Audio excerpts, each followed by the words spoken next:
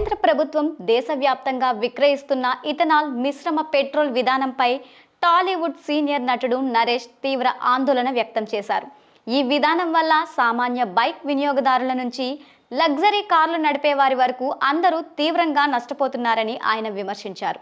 Ethanol petrol వాడటం వాహనాల ఇంజన్లకు గుండెపోటు తెప్పించడమేనని ఆయన అభివర్ణించారు.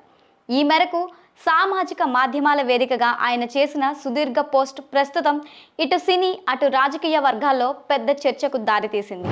తాను దేశ వ్యతిరేకిని కాదంటూనే నరేష్ కేంద్ర ప్రభుత్వ నిర్ణయం వల్ల జరుగుతున్న నష్టాలను ఎండగట్టారు. బీజేపీకి తీవ్ర సానుభూతిపరుడైన నా స్నేహితుడు ఇటీవలే టయోటా క్యామ్రీ కారు కొనుగోలు చేశాడు.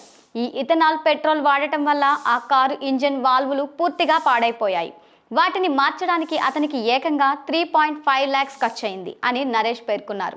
లగ్జరీ కార్ల నిర్వహణ భారం గురించి ప్రస్తావిస్తూ నేను కొత్తగా కొన్న పోర్షే పనమెరా కారుకు ఇలాంటి పరిస్థితి వస్తే రిపేర్కు సుమారు 12 లక్షల వరకు ఖర్చు అవుతుందని, ఈ భారీ నష్టాన్ని ముందే ఊహించి నేనిప్పుడు లీటర్ 165 రూపాయలు చెల్లించి మరీ హై ఆక్టేన్ 100 పెట్రోల్ను పోయించాల్సి వస్తుంది.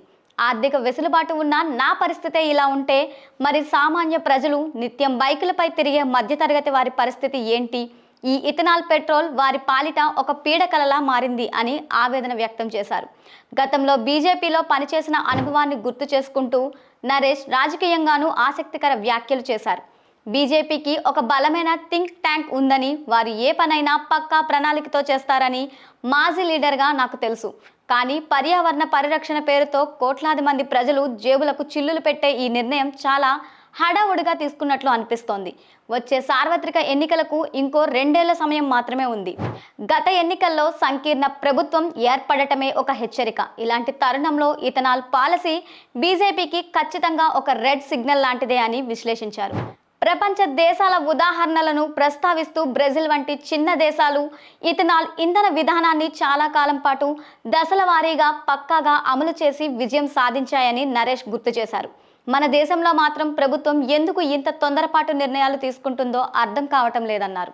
కేవలం ఒక పౌరుడిగా తన ఆందోళనను మాత్రమే వ్యక్తం చేస్తున్నట్లు ఆయన తన ట్వీట్లో స్పష్టం చేశారు.